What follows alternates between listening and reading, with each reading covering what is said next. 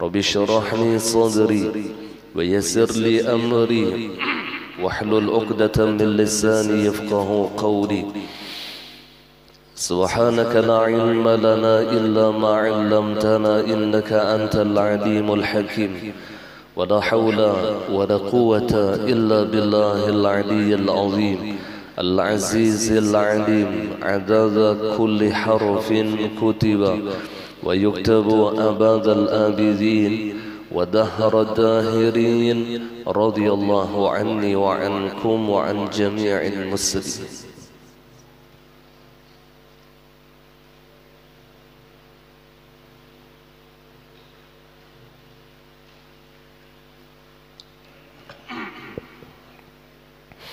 بسم الله الرحمن الرحيم. قال المصنف رحمه الله تعالى ونفعنا به وبعلومه في الدارين آمين. Ketahuilah bahwa perkataan ini sama dengan orang yang merasa pandai tentang ilmu agama tanpa belajar dan tidak berbuat apa-apa, maka ia berkata, sesungguhnya Allah subhanahu wa ta'ala maha pemurah lagi maha penyayang dan berkuasa untuk menampakkan berbagai ilmu dalam hatiku berulang-ulang, padahal itu hanya harapan belaka. Ia berharap mendapatkan ilmu dari Allah, tapi tidak dengan ikhtiar. Sedangkan Rasulullah beliau menyebutkan al-ilmu bita'allum. Ilmu itu hanya didapat dengan belajar. Falaisa al-waladu yuladu 'aliman, dan tidaklah seorang anak itu dilahirkan dalam keadaan alim. Artinya biarnya anak tuan guru, biar anak tuan wali, amun kada menuntut ilmu maka jahillah ia di dalam urusan agama. Jadi ilmu itu ikhtiar secara syariat. Sekalipun secara hakikat kita memandang ikhtiar tidak memberi bekas. Itu pandangan hakikat, bahwasanya ikhtiar tidak memberi bekas.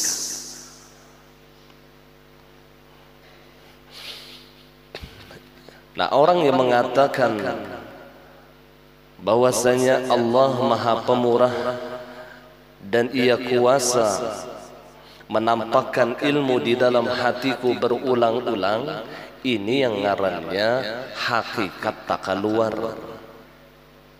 Ibarat besalawar dalam tuh, di luar kayak Superman tuh. Baiklah kelihatannya kada baik.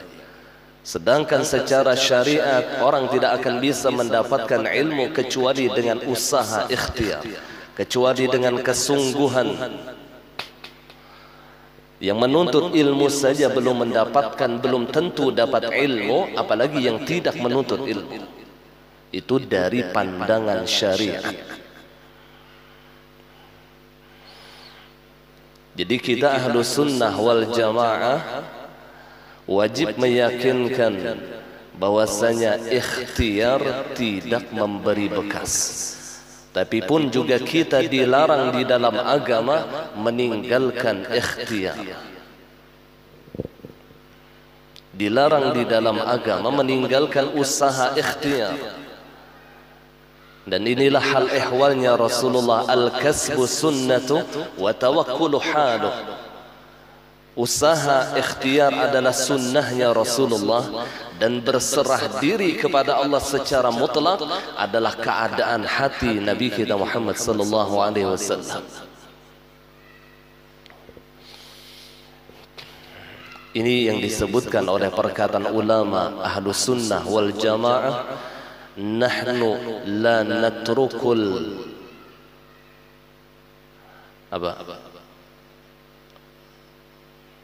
Ada perkataan Ahlus Sunnah wal Jamaah,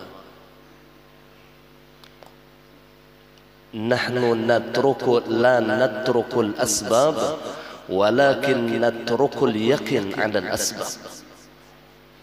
Nahnu la natrukul asbab, kami, kata ulama Ahlus Sunnah wal Jamaah, tidak pernah meninggalkan asbab, tidak pernah meninggalkan usaha ikhtiar. Walakin natrukul yaqin, tetapi yang kami tinggalkan adalah meyakinkan bahwasanya usaha ikhtiar itu memberi bekas.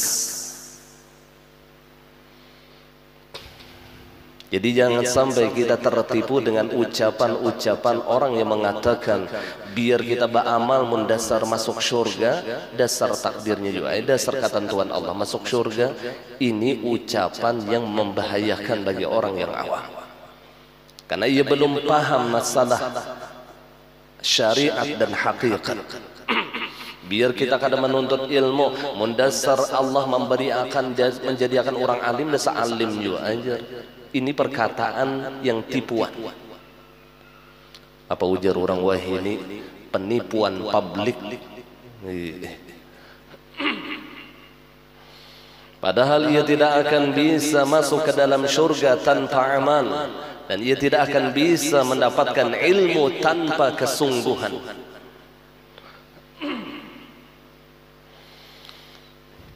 Rasulullah ketika beliau sakit, beliau berobat. Ketika beliau perlu uang, beliau bekerja. Itu akhlak Nabi kita Muhammad sallallahu alaihi wasallam. Artinya Nabi mencontohkan tidak pernah meninggalkan ikhtiar, tetapi keyakinan Rasulullah bahwasanya ikhtiar sedikit pun tidak memberi bekas. Ketika ia mendapatkan ilmu dengan menuntut, maka ia yakin bahwasanya ilmu ini adalah pemberian Engkau ya Allah. Itu tuh pandangan hati kita. Mun kita tuh dapat ilmu, hadza min fadlik, ini anugerah Engkau ya Allah.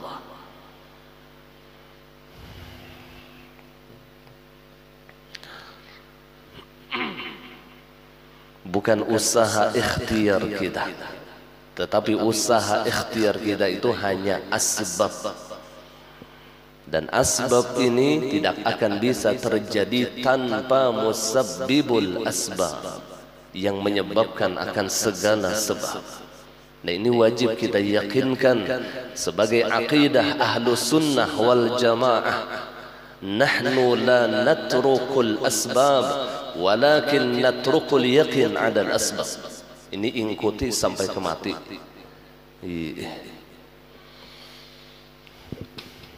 Kita tuh lapar, jadi apa tujuannya nih? Supaya kenyang, makan. Setelah kita makan kenyang, maka yakinkan yang mengenyangkan kita Allah dengan sebab makan. Gitu tuh akidah Ahlus Sunnah. Yakin di hatinya yang mengenyangkannya itu Allah dengan sebab makan. Kita garing awak nilah bina marap dingin minum paracetamol, imba itu bepaluhan, paluh jagung gunang rasa sehat awak.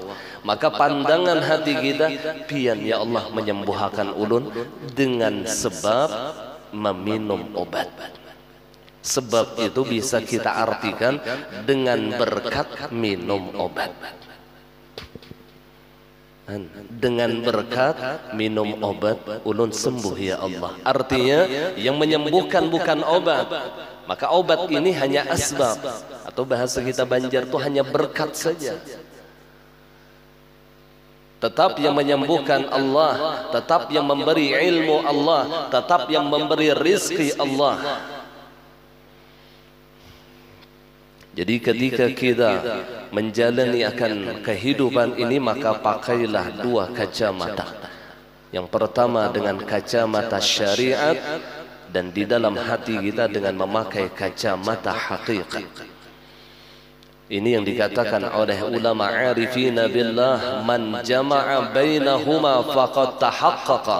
Barang siapa mengumpulkan keduanya, syariat dan hakikat, maka itulah ahlus sunnah wal jamaah. Apabila keluar daripada dua perkara ini, syariat melulu tanpa hakikat, atau sebaliknya hakikat melulu tanpa syariat, maka ia bukan daripada golongan ahlus sunnah wal jamaah. Berarti ia termasuk di dalam 72 golongan yang masuk ke dalam nerakanya Allah.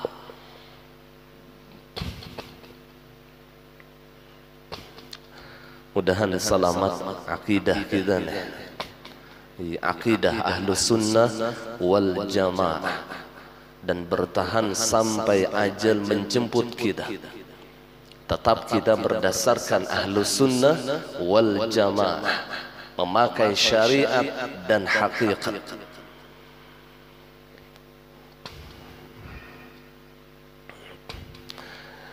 Yahya bin Mu'adz radhiyallahu anhu berkata, keterpedayaan itu menurutku adalah terus-menerus berbuat dosa dengan mengharap ampunan tanpa menyesal, dan mengharap kedekatan dari Allah Subhanahu wa ta'ala tanpa melakukan ketaatan. Maka orang ini adalah orang yang terpedaya dan orang yang tertipu. Ia berharap ampunan Allah, tapi ia tidak pernah taubat daripada dosa-dosanya. Ia berharap dekat dengan Allah, tapi ia tidak pernah taat kepada Allah.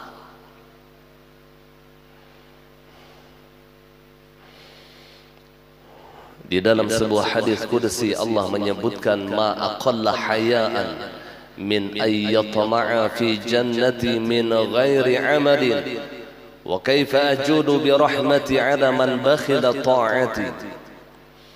Alangkah sedikit malunya seseorang, kata Allah, ia tamak dengan syurgaku, ia berharap masuk ke dalam syurgaku min ghairi amalin, sedangkan ia malas melakukan amal soleh, tapi harapan masuk syurga.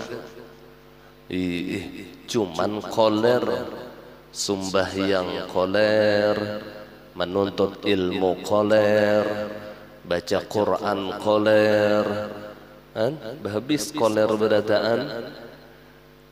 Ini ujar Allah kada tahu disupan orang, harapannya masuk ke dalam syurga min ghairi amal, sedangkan ia tanpa amal. Wa kaifa ajudu bi rahmati ala man bakhila ta'ati, maka bagaimana aku bisa pemurah dengan rahmatku sedangkan ia bakhil melakukan ketaatan kepadaku. Jangan tertipu. Terkadang kita melihat ada orang yang ahli maksiat, ternyata di akhir hayatnya husnul khatimah. Lalu kita nilah terpandang di situ, biar orang tu nak ada beramal mendasar hujungnya husnul khatimah juga air. Allah.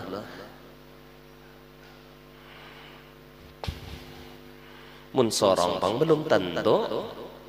Dan kita menyatakan seseorang itu husnul khatimah itu mutlak karena sangka baik kita lawan orang tadi. Sedangkan secara hakikat kita tidak mengetahui apakah ia husnul khatimah, apakah ia su'ul khatimah. Kita tidak tahu. Cuman hanya sebatas baik sangka kita. Sebatas baik sangka ya. Orang meninggal dalam keadaan sujud, husnul khatimah, baik sangka ya. Padahal belum tentu husnul khatimah. Belum tentulah husnul khatimah. Ketika ia sujud dan dalam hatinya ada ujub dan riya, waktu itunya maksiat kepada Allah.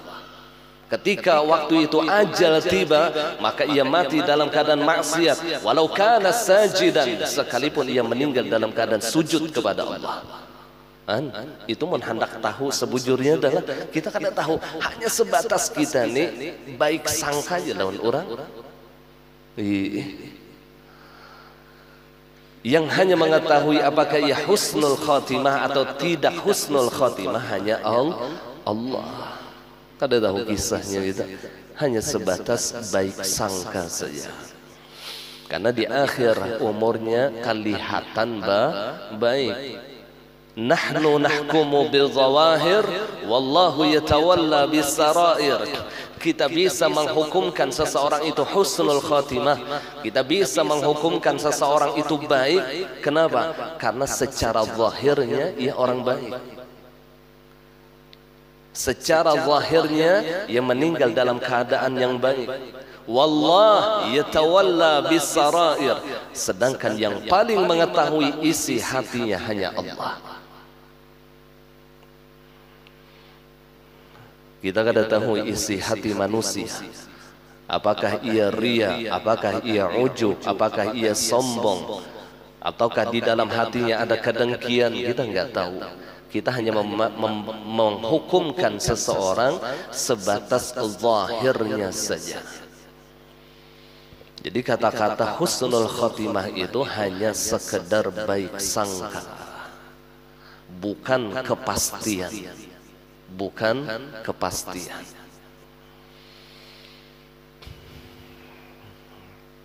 Dan terkadang kita melihat orang pulang sebaliknya, inya mati nelat tatindih bangunan, kita melihat tu modern angka suul khatimah, jahat banget matinya. Batu mati pulang dibunuh orang, modern angka suul khatimah. Padahal Nabi mengatakan orang yang meninggal seperti itu disebut sebagai syahid. Meninggal dalam keadaan terbakar, syahid. Mati terbakar nih, ngeri kalau kelihatannya. Cocok aja bang lah, rahatan di dunia ini tujar jahat kelakuan, makanya mati terbakar. Pada mati terbakar itu syahid, dan itu husnul khatimah. Cocok aja mati dimakan buaya jadi dalam banyu, amun kelakuannya membalak ban di kampung, padahal itu husnul khatimah. Mbah mati lamas, ya Allah ya Rasulullah. Banyak kalau lah syahid dunia itu banyak kelak. Meninggal dalam keadaan hamil, meninggal dalam keadaan melahirkan, meninggal dalam keadaan menuntut ilmu, meninggal tenggelam, meninggal terbakar, meninggal karena ditimpa beban yang berat. Digugur pensil misalnya meninggal, cuman pensilnya seterak. Berat juga ngarannya lah. Pensilnya seterak. Ya Allah, husnul khatimah. Kita jangan melihat husnul khatimah itu modelnya nangkai meninggal tuh sidin muhasidin bercahaya, itu aja lah husnul khatimah. Kada. Jangan pendek ukuran kita tuh, jangan pendek. Maka berbaik sangkalah kepada orang yang telah meninggal dunia, tetapi khusus kepada diri kita berburuk sangkalah. Musiah unda su'ul khatimah, lalu takutan. Musiah unda kada selamat, musiah unda masuk neraka, musiah unda kada diampuni Allah. Itu khusus kepada diri kita, kita wajib berburuk sangka. Tapi khusus kepada orang lain, kita wajib baik sangka. Jadi buruk sangka kepada orang lain haram. Berbaik sangka kepada, sedangkan buruk sangka kepada diri kita wajib. Jangan lawan orang buruk sangka, lawan diri seorang baik sangka, kan luput nek. Orang-orang soleh dulu yang dengan ibadah mereka yang luar biasa, ilmu mereka yang luar biasa, amal mereka yang luar biasa, bahkan akhlak mereka yang luar biasa, mereka tetap khawatir tentang bagaimana nasib mereka ketika meninggal dunia. Takutan masih. Itu amalnya luar biasa, yang qiyamul lailnya istiqamah, yang baca Qur'annya istiqamah, yang sedekahnya luar biasa, ia takutan akhir hidupnya kayak apa.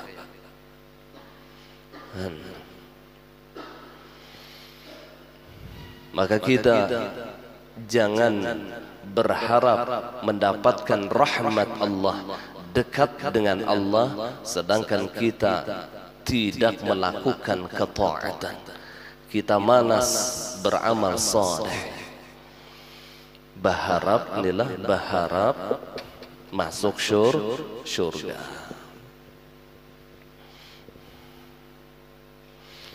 Mudah-mudahan Allah ampuni dosa-dosa kita. Ya, intinya bila Allah mengampuni dosa kita, selesai. Sebesar apapun dosa kita, kalau Allah mengampuni, habis. Ini yang dikhawatirkan oleh syaitan. Ini yang paling dikhawatirkan oleh syaitan. Makanya bacaan yang paling dibenci oleh syaitan adalah istighfar. Ketika seorang hamba meminta ampun kepada Allah, kenapa? Aku, ujar syaitan, puluhan tahun menjerumuskan ia ke dalam maksiat. Aku puluhan tahun berusaha agar ia melakukan dosa kepada Allah. Ternyata ketika ia bertaubat kepada Allah, seluruh dosa-dosanya yang puluhan tahun tadi diampuni oleh Allah. Inna rahmati wasi'at ghadabi. Allah menghadapi hambanya dengan rahmatnya, dengan ampunannya, dengan kasih sayangnya, mendahului daripada murkanya. Lalu ada istilah di dalam ilmu tasawuf itu, khauf dan roja. Khauf dan roja. Kalau bahasa kita, apa ngarannya? Harap cemas. Harap itu namanya roja, khauf itu namanya cemas. Jadi ada rasa takut di hati kita, kemudian ada pengharapan besar dengan rahmat Allah. Maka di dalam ilmu tasawuf, ketika umurnya masih muda, masih kuat di dalam menjalankan ketaatan kepada Allah, maka jangan perbanyak roja, tetapi kuatkan khauf kepada Allah. Awak masih anom, masih gagah, bangun tengah malam kau aja, baca Quran mata tarang aja. Jangan perbanyak roja, tetapi yang diperbanyak adalah khauf, rasa takutnya kepada Allah. Karena ketika seseorang itu ada rasa khauf di dalam hatinya, maka ia giat di dalam menjalankan ibadah, giat di dalam menjalankan perintah Allah. Yang masih muda, itu caranya. Ketika umurnya itu sudah 40 tahun ke atas, maka harus standar antara khauf dan roja. 50% khauf, 50% roja. Maksudnya 50% takut, 50% harap. Ini 40 ke atas.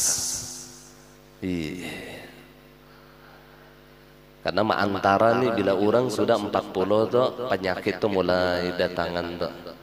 Darah tinggi, kolesterol, asam urat, macam-macam itu, rematik lah.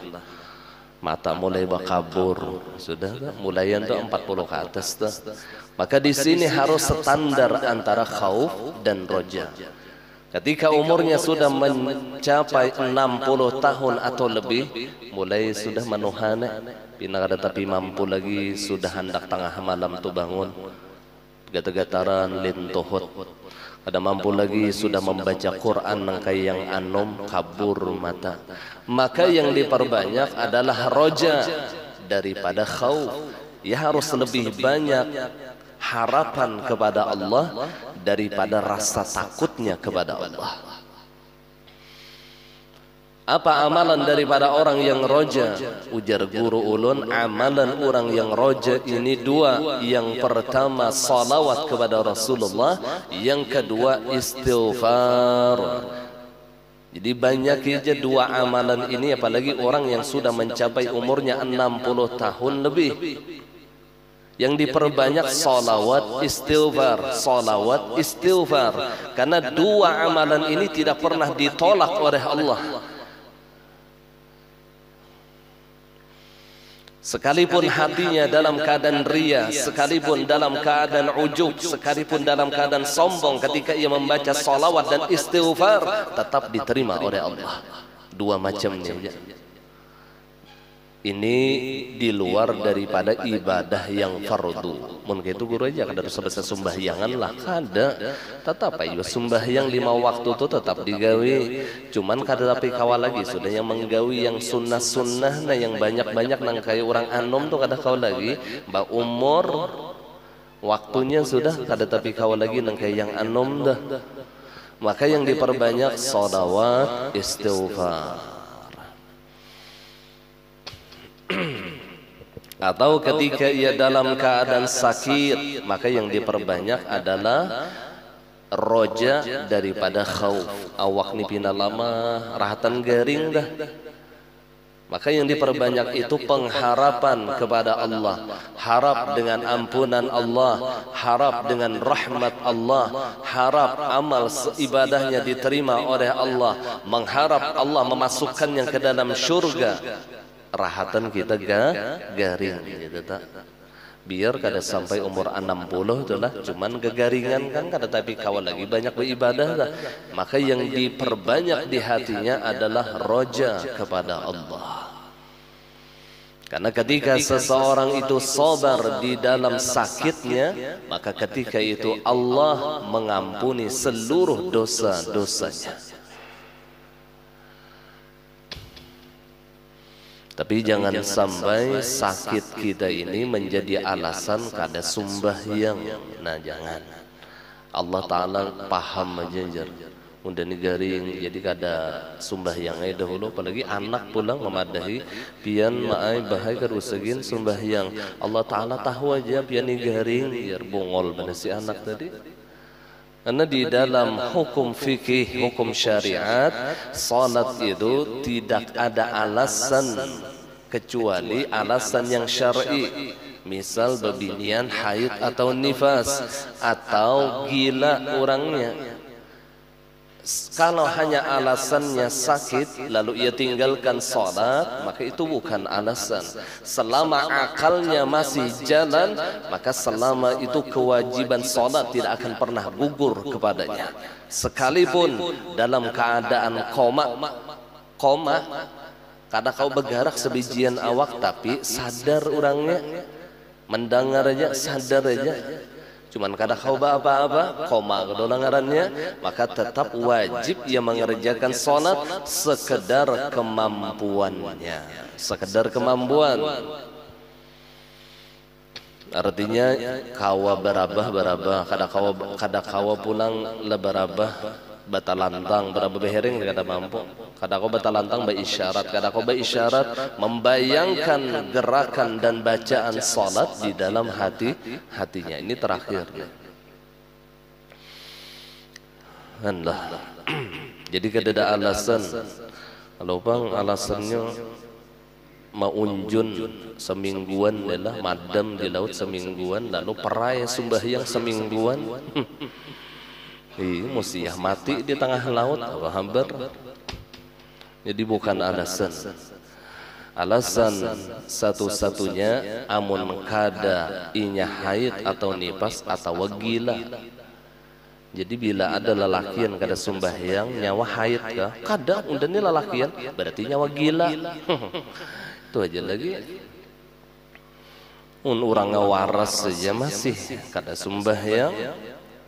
Maka ini mendapatkan ancaman keras. Apa ujar Rasulullah? Man taraka salata muta'ammidan faqad kafara jihara.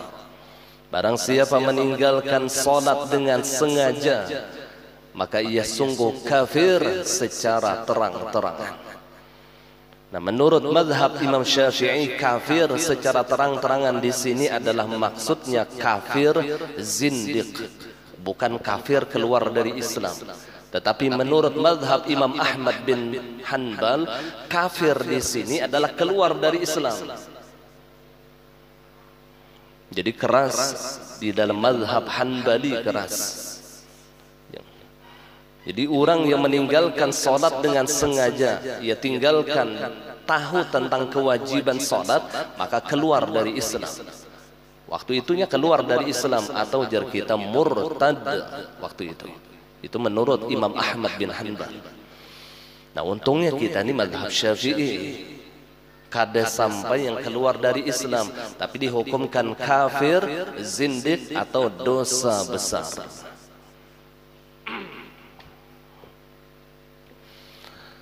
Jadi orang yang dalam keadaan sakit atau umurnya sudah 60 tahun ke atas, maka yang diperbanyak adalah roja daripada khauf.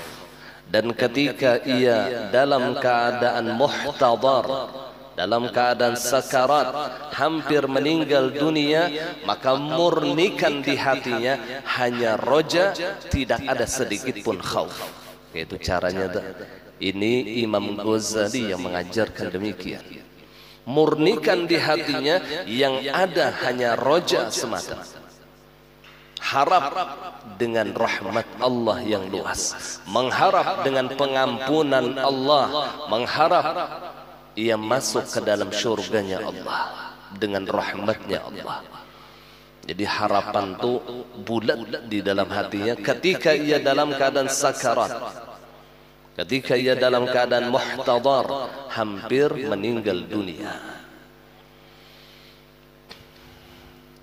Namun rahatan anum ini dibanyaki roja, nah ini luput. Ini ngarannya lain tasawuf, ini tarawuf. Mengkaji ilmu tasawuf, tapi kisah nengge itu baluput lalu. Rahatan anum. Ini malam minggu ini nah kita nisfu Sya'ban, yang anum-anum ini mun kawa umpatan tengah malam sampai ke subuh ba'amalan dah. Jangan yang anum goreng semalaman, yang tuha umpat. Lucu benar, terbalik ngarannya.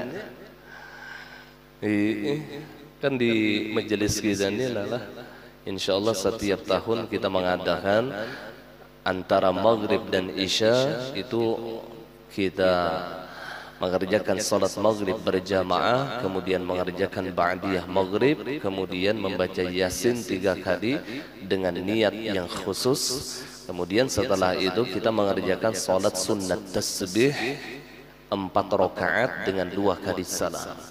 Kemudian salat isya berjamaah. Setelah salat isya berjamaah kita salat ba'diyah isya, kemudian mengerjakan salat hajat 2 rakaat. Nah, kemudian istirahat, hendak balik ke rumah silahkan.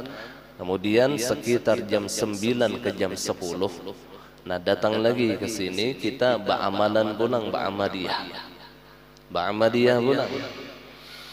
Nah, sampai macam-macam gelola dibaca, terutama tasbih Nabi Yunus, kemudian salawat, kemudian istighfar, ada aja kena catatannya kena dijulungi. Nah, ba'amalan sampai sekitar pukul 12. Dan kita ketika itu mengadakan haul akbar. Haul akbar itu tulisi aja ngaran-ngaran orang yang sudah meninggal lah, keluarga pian, abah mama pian, kai pian, cuman jangan banyak-banyak.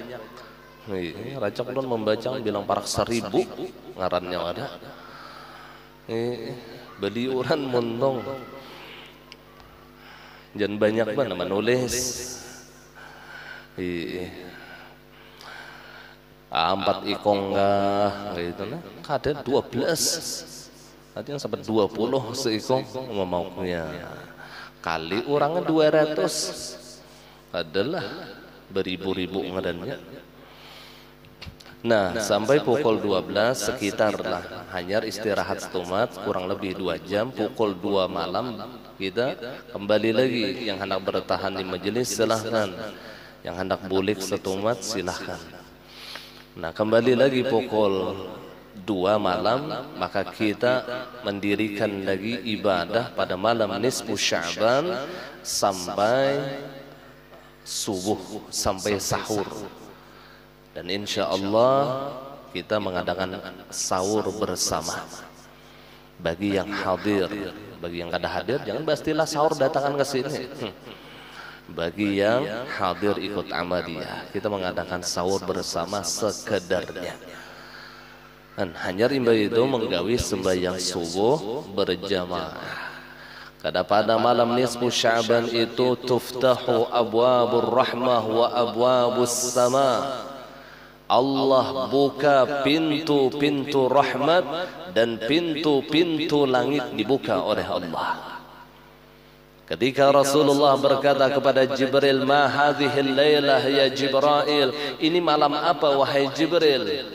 Hadhil lailah yuftahu 300 babin minar rahmah wal maghfirah.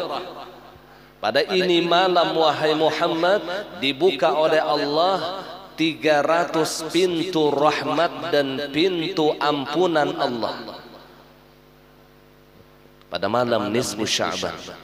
Mudah-mudahan Allah panjangkan umur kita, Allah tolong kita untuk mendirikan malam nisfu Sya'ban dengan berbagai macam ibadah.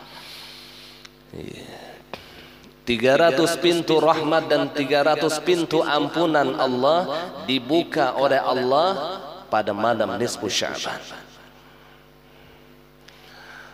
Maka Jibril mengatakan, "Fayaghfirullah," Allah mengampuni, "liman kana la yusyriku billahi syai'a," bagi orang yang tidak mensyarikatkan Allah di dalam hatinya.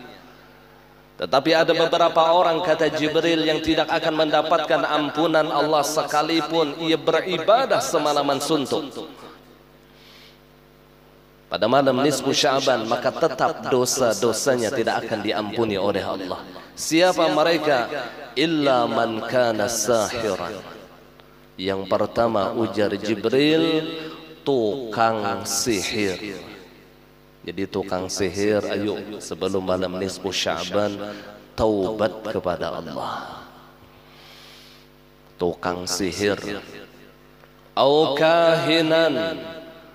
Kemudian dukun, dukun termasuk dukun ujar Abah Guru apabila mengobati orang, menambai orang batarget. Dukun mbak ada targetnya, 2 gram emasnya 2 juta wara 2 gram emas tak padanya nyamannya Jepang sasambatannya.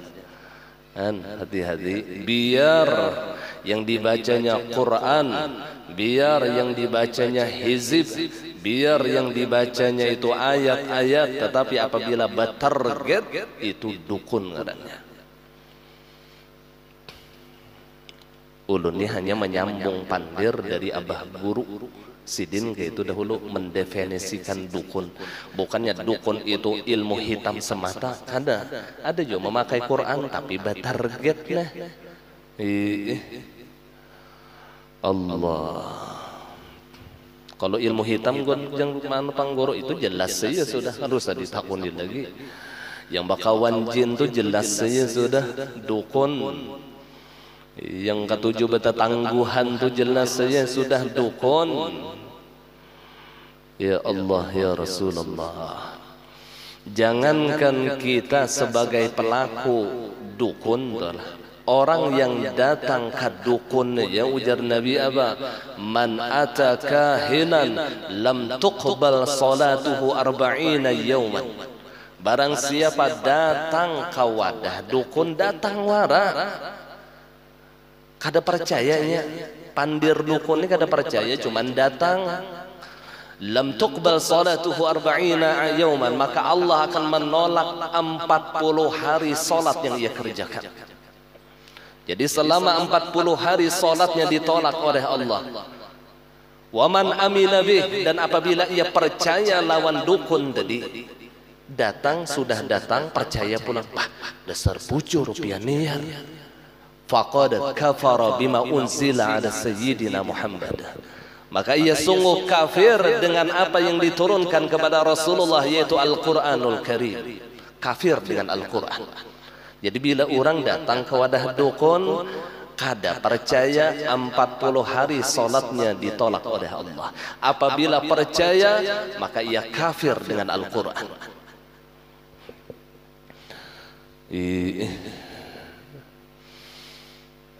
Banyak saja yang lain pada dukun dah. Ada saja tuan guru, ada saja ulama.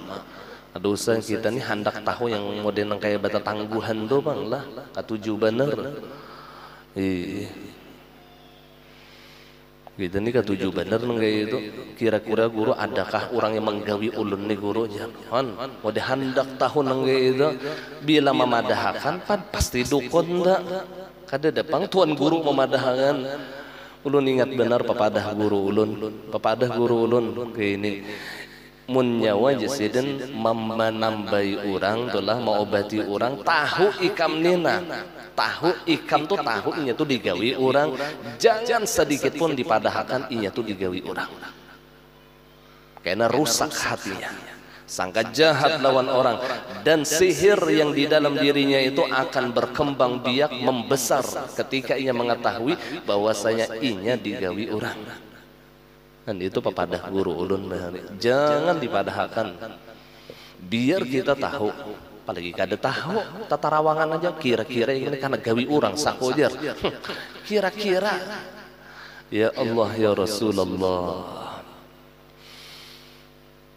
Dan tukang sihir dukun apabila malam nisfu Sya'ban biar hirang dahi sujud lawan Allah, biar beribadah semalaman suntuk meminta ampun kepada Allah, maka Allah tidak akan mengampuni dosa-dosanya kecuali taubat. Au musyahidan, ujar Jibril yang kada diampuni oleh Allah pada malam nisfu Sya'ban musyahinan. Apa musyahinan? Bamusuh-musuhan yang bahual bakalahian kada bataguran, itu kada diampuni Allah.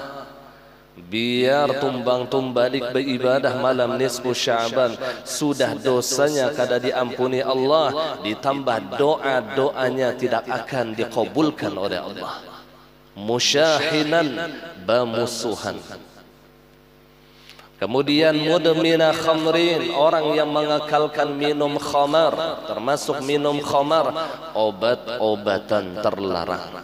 Ayo yang sudah menggawi inilah yang meminum khamar, ma'obat taubat sebelum malam nisfu Sya'ban. Bila kada taubat, nang kaya pahaja dosanya kada diampuni oleh Allah.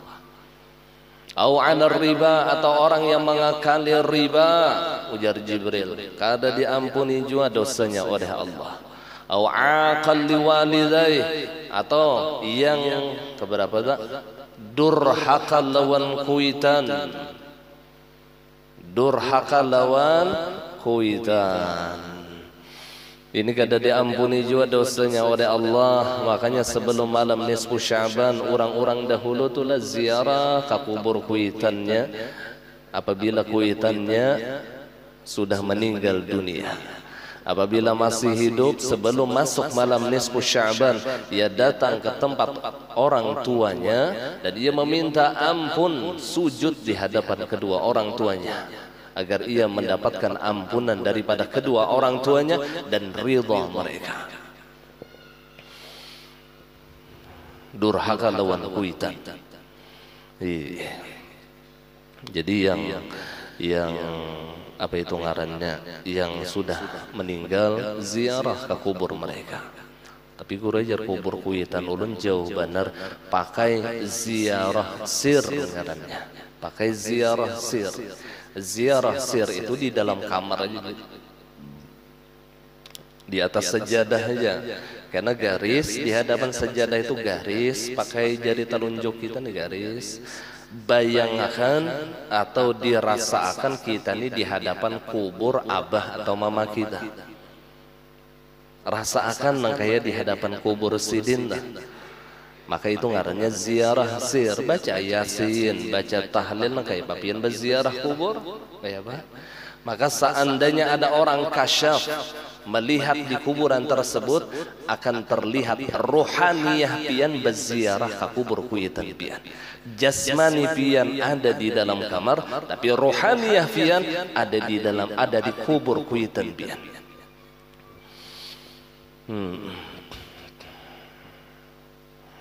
Tapi hati-hati jualah orang ziarah tu kada boleh di kubur. Jangan berziarah di kubur, tu kada boleh, haram. Orang ratan ziarah timbai ke dalam kubur, dikubur hidup-hidup, kada gampangan, haram. Jadi cocok aja mun ada orang madahkanlah ziarah di kubur tu haram. Ulun setuju benar. Setuju benar, sama menyembah yang akan orang mati itu haram juga. Orang atap mati didiriakan, diangkat tangannya, kada kegampangan, disuruh sembahyang, haram juga. Sama orang ziarah di kubur itu haram juga, haram benar. Ratan berziarah di kubur, paham ya kalau lah. Lo kada paham tak bawa bulik ke rumah pas. Padahal kan nyalon anak bininya ujar guru ipol jarhan, lalu mau jadi fatwaan, ada begagayaan ya nek. Jadi iya kan aja bila ada orang memadahkan kada boleh ziarah di kubur, iya kan ya pas. Menurut pian tuh pas, ulun setuju. Bahkan lain bid'ah lagi, haram, dosa besar, sama dosanya kayak membunuh. Bahkan kegampangan orang rahatan becongkong di ziarahnya di kubur, kada kegampangan. Ya Allah, ya Rasulullah. Kemudian yang terakhir ujar Jibril yang kada diampuni oleh Allah pada malam nisfu Sya'ban, qati'ar rahim, orang yang memutuskan tadi silaturrahim. Orang yang memutuskan tadi silaturrahim, yang bermusuhan lawan ding sanak, yang bermusuhan lawan ipar-ibaran, yang kada betaguran betetanggaan. Nah itu qati'ar rahim ngarannya. Ini tumbang tumbalik dia beribadah pada malam nisfu Sya'ban, maka dosa-dosanya tidak akan diampuni oleh Allah dan seluruh doanya tidak akan dikabulkan oleh Allah. Kan ingati aja yang ulun padahkan tadi, ini riwayat dari Sayyiduna Jibril yang berkata kepada Sayyiduna Muhammad sallallahu alaihi wasallam. Lalu Jibril mengatakan, wa kullu haula'i la yughfar lahum hatta yatubu. Seluruhnya ujar Jibril yang kusambatakan tadi itu, ujar Jibril, sabarataan tidak akan diampuni oleh Allah kecuali ia taubat lawan Allah. Taubat dia lagi. Jadi taubatnya itu sebelum masuk malam nisfu Sya'ban. Illa man kana sahiran au kahinan au musyahinan au mudmina khamrin au musirran ada zina, orang yang mengakali zina tertinggal, au musirran ada zina, au ala riba, orang yang makan riba, au apa tadi, aqal liwalidayh, durhaka lawan kuitan. Kemudian qati'ar rahim, memutuskan tadi silaturrahim. Amun kada khilaf telah.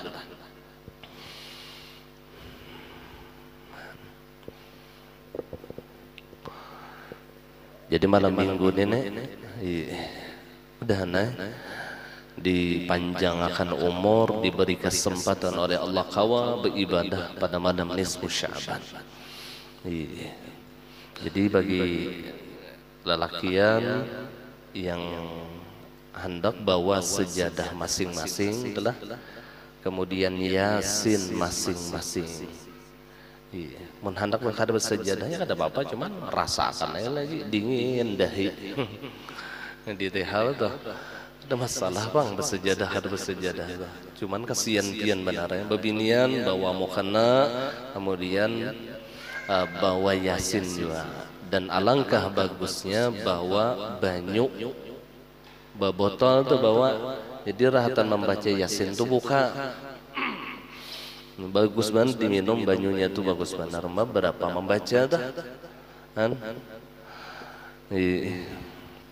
Terserah pian yang hendak di majelis ini silahkan, yang hendak di kampung pian di langgar atau di masjid kada masalah juga. Yang penting pada malam itu kita hidupkan malam nisfu Sya'ban dengan berbagai macam ibadah. Kita hidupkan malam tersebut dengan ketaatan kepada Allah. Karena pada malam nisfu Sya'ban itu disebut sebagai Lailatul Bara'ah, malam pelepasan hamba-hamba Allah daripada api nerakanya Allah.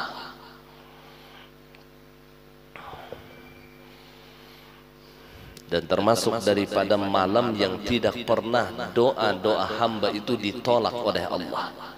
Malam yang mustajabud da'wah. Jadi ada diceritakan di dalam kitab Durratun Nasihin, Nabiullah Isa itu pernah bertemu sebuah gunung besar, dan beliau melihat di atas gunung itu ada batu besar, sakhrah namanya,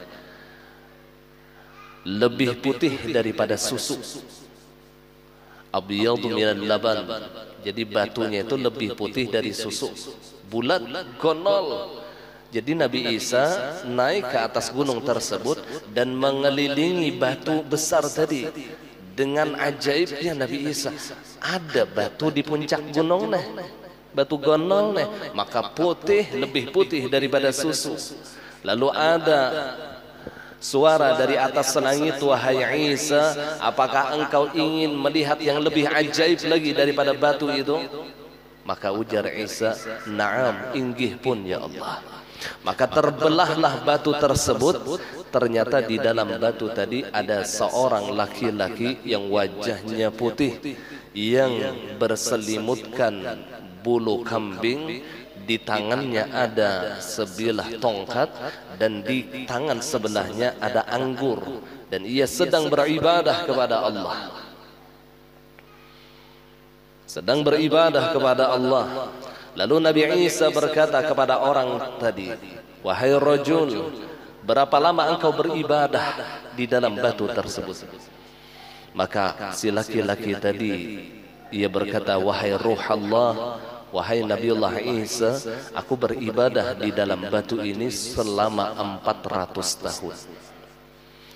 Dan aku diberi rizki oleh Allah anggur tadi.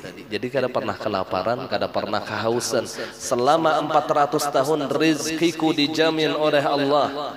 Maka Nabiullah Isa merasa heran dan merasa ajaib dengan ibadah seorang laki-laki tadi selama 400 tahun hanya berada di dalam batu dan dijamin rizkinya oleh Allah.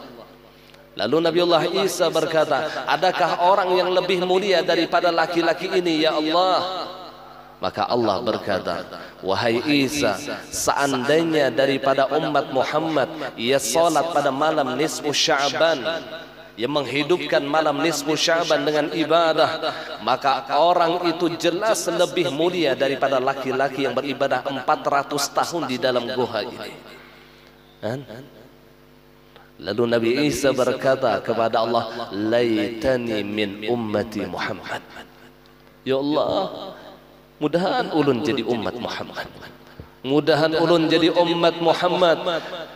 Satu kali ia beribadah pada malam nisfu Sya'ban, maka Allah Subhanahu wa ta'ala memberikan kemuliaan melebihi daripada kemuliaan orang yang beribadah 400 tahun di dalam batu, yang dijamin rizkinya oleh Allah. Kita ni meminta kada jadi umat Muhammad, tangcongo jadi umat Rasulullah. Seharusnya kita gembira ketika bertemu dengan malam nisfu Sya'ban. Maka kegembiraan kita hidupkan dengan berbagai macam ibadah. Minimal ketika ia bertemu pada malam nisfu Sya'ban, ibadah yang ia kerjakan adalah salat isya berjamaah dan salat subuh berjamaah. Itu minimal. Salat isyanya berjamaah dan salat subuhnya berjamaah. Ya insyaallah alhamdulillah sudah beberapa tahun di majelis dari di bawah sampai ke atas. Kalau tahun tadi kan di atas sempat kita mengerjakan untuk menghidupkan malam nisfu Sya'ban dengan ibadah itu dari habis maghrib itu sampai subuh. Alhamdulillah. Ini sama sebagaimana di pondok-pondok ulun sekolah dahulu. Ada yang menghidupkan dengan membaca Dalailul Khairat 1 khatam. Ada yang salat 100 rakaat. Dan ibadah zikir yang paling masyhur pada malam nisfu Sya'ban adalah tasbih Nabi Yunus, la ilaha illa anta subhanaka inni kuntu minadh dhalimin, dibaca 2375 kali. 2375.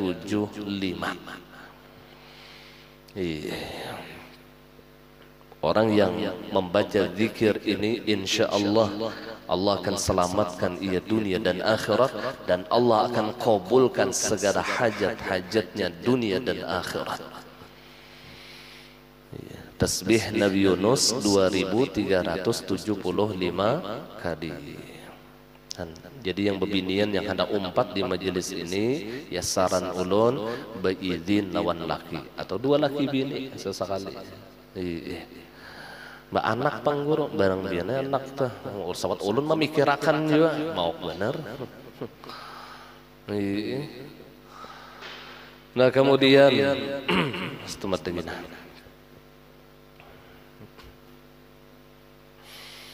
menunggu tanaman surga dengan menaburkan benih neraka. Ini kata Yahya bin Mu'adz, ia menunggu tanaman surga padahal di dunia ia menaburkan benih daripada neraka.